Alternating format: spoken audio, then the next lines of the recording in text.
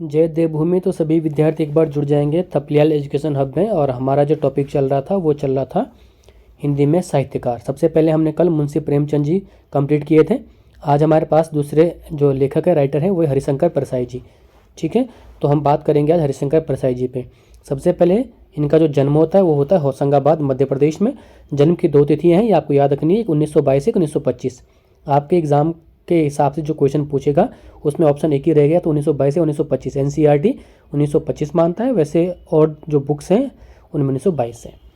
परसाई जी ने नागपुर विश्वविद्यालय से एमए किया था और कुछ वर्ष तक इन्होंने अध्यापन कार्य भी किया और बाद में इन्होंने अध्यापन कार्य को छोड़कर ये लेखक बन गए और लेखन कार्य में जुड़ गए। ठीक है, नेक्स्ट हम आगे चलेंगे। तो इन्होंने जो है जबलपुर से, ठीक है, परसाई जी ने वसुधा नामक साहित्यिक पत्रिका निकाली। तो याद रखना, वसुधा नामक साहित्यिक पत्रिका कहाँ से निकाली इन्होंने? जबलपुर से। वसुधा याद रखना, बहुत महत्वपूर्ण पत्रिका है। परसाई जी को व्यंग विद्या का साहित्य प्रतिष्ठा, यानी कि व्यंगकार हैं, ये बहुत बड़े व्यंगकार हैं। व्यंग मतलब होता है, आपने देखा हंसी मजाक, ठीक है, टांग खींचने वाला, व्यंग करने वाला। ठीक है, हिंदी में व्यंग लेखकों में से उनकी गिनती अग्रणीय है। उनका समग्र साहित्य परसाई रचनावली के रूप में 6 भागों में इनका प्रकाशित है। तो याद रखना, अगर पूछेगा कि हरिशंकर परसाई जी का उनका जो साहित्यिक है वो कितने भागों में विभाजित है, तो 6 भागों में। ठीक है, परसाई जी ने लगभग याद रखना आप लोग 2 दर्जन से अधिक पुस्तकों की रचना की है इन्होंने। ठीक है, ये भी आपको याद रखना है, जिनमें कुछ विशेष रूप से कुछ इनकी यहाँ पर महत्वपूर्ण पुस्तकें मैं आपके सामने रख दे रहा हूँ। जैसे नंबर 1 हंसते हैं रोते हैं, जैसे दिन उनके फिरे, ये कहानी संग्रह है। नेक्स्ट है रानी नागफनी की कहानी, स्टार लगा देना। तट की खोज, तब की बात कुछ और थी, भूत के पांव पीछे। ठीक है, आगे चलेंगे तो फटाफट थोड़ा सा और देख लेंगे। बेईमानी की परत, पगडंडियों का जमाना, सदाचार का ताबीज, शिकायत मुझे भी है, और अंत में ये निबंध है वैष्णव की फिसलन। नेक्स्ट है तिरछी रेखा। ठीक है, आगे चलेंगे तो और भी है इनकी कुछ महत्वपूर्ण पुस्तक, जैसे ठिठुरता हुआ गणतंत्र, याद रखना।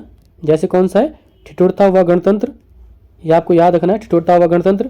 विकलांग श्रद्धा का दौर, टॉर्च बेचने वाला, हम एक उम्र से वाकिफ हैं।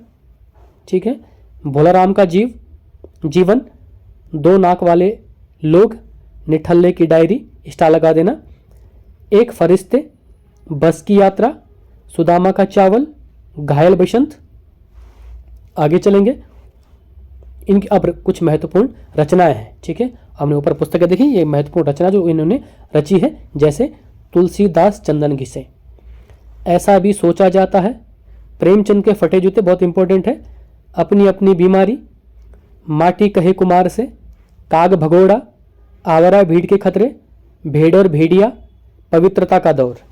ठीक है, आगे चलेंगे तो ये बहुत महत्वपूर्ण है, जो आपके एग्जाम की दृष्टि से इसको स्टार लगा देना। टॉर्च बेचने वाला जो इन्होंने रचना की है, टॉर्च बेचने वाला जो इन्होंने लिखा है, हरिशंकर परसाई जी ने व्यंग लिखा है, उसमें इन्होंने क्या किया है कि जो धर्म में जो पाखंड चल रहा है वर्तमान में, और आस्थाओं का वाजरीकरण, जो हमारी आस्था है उसमें जो वाजरीकरण चल रहा है, आस्था तो अपनी जगह है लेकिन कुछ लोग इसमें पाखंड को जोड़ रहे हैं, ढोंग दिखावा इत्यादि कर रहे हैं, वो सब स्पष्ट इन्होंने किसमें किया है? टॉर्च बेचने वाले में। तो क्वेश्चन ऐसे भी बन सकता है कि आस्थाओं का वाजरीकरण आपके हरिशंकर परसाई जी के किस रचना से मिलता जुलता है? तो टॉर्च बेचने वाला। ठीक है, ये भी आपको याद रखना है। नेक्स्ट महत्वपूर्ण बिंदु हरिशंकर परसाई जी का ये है कि इन्होंने प्रेमचंद का जो फटे जूते हैं, ठीक है, जो निबंध इन्होंने लिखा है, में इन्होंने व्यक्तिगत सादगी, कहते हैं ना फटे जूते जो बिल्कुल साधारण लोग होते हैं, व्यक्तिगत जो उनकी सादगी, साथ साथ एक रचनाकार के अंतर्वेदी सामाजिक दृष्टि का विवेचना करते हुए लिखा है कि लेखों तथा प्रकृति और अवसरवादी पर व्यंग किया है। इन्होंने कहा कि मुंशी प्रेमचंद जी के फटे जूते जो निबंध लिखा है, इनके व्यक्तिगत और सादगी की ओर विशेष रूप से बात की है। ठीक है, और सामाजिक दृष्टि का विवेचना, हम तो कहते हैं कि उसने फटे जूते पहने हुए, लेकिन एक व्यक्तित्व को क्या करता है? हमेशा प्रदर्शित करता है। ठीक है, तो ये भी आपको ध्यान रखना है कि प्रेमचंद के फटे जूते भी इनका महत्वपूर्ण निबंध है। ठीक है, हरिशंकर परसाई जी का कुछ अन्य महत्वपूर्ण रचना है इनकी। ठीक है, जैसे बारात की वापसी हो गई, पुलिस मंत्री का पुतला, भगत की गत, अपील का जादू, 10 दिन का अनशन और बदचलन, ये इनकी कुछ महत्वपूर्ण क्या थी? अन्य रचनाएं थी। ठीक है, ये आपको याद रखना है। और आपके हरिशंकर प्रसाद जी खत्म हो चुके हैं। कल जो आपका टॉपिक रहेगा वो रहेगा गजानन माधव मुक्तिबोध। ठीक है, तो हमने जो कंप्लीट किया एक बार रिवीजन के तौर पर फटाफट देख लो।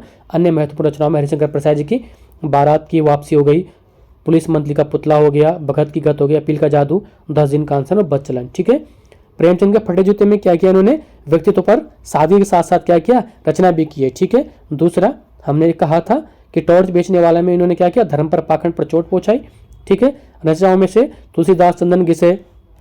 ठीक है, ऐसा सोचा जाता है, प्रेमचंद के फटे जूते, अपनी बीमारी, कुमार माटी के कुमार से, काग भगोड़ा, आवारा भीड़ी खतरे, भेड़ भेड़िया, पवित्रता का दौर, ये आपको याद रखने हैं। ठीक है, और बाद बाकी इनकी महत्वपूर्ण जो रचना है वो आपने पढ़ी ली है।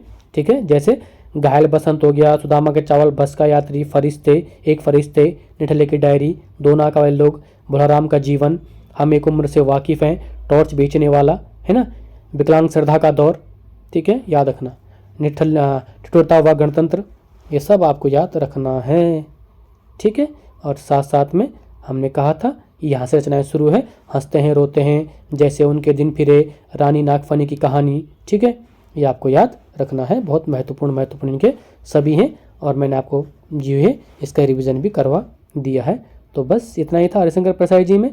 और जहाँ पर भी आप व्यंग की ओर जाएंगे, जहाँ पर भी कोई आपको ऐसा लगा कि कोई व्यंग किया हुआ है, अधिकतर 90% हरिशंकर प्रसाद जी की रचना होती है जहाँ पर व्यंग की बात की जाती है। ठीक है, तो आज के लिए इतना ही। कल हम करेंगे गजानन माधव मुक्तिबोध। आप अपने नोट्स प्रॉपर बनाते चलेंगे, डेली आपके लिए एक वीडियो डाली जाएगी और पूरे 23 की 23 लेखक आपके कंप्लीट करवाए जाएंगे। Okay, thank you.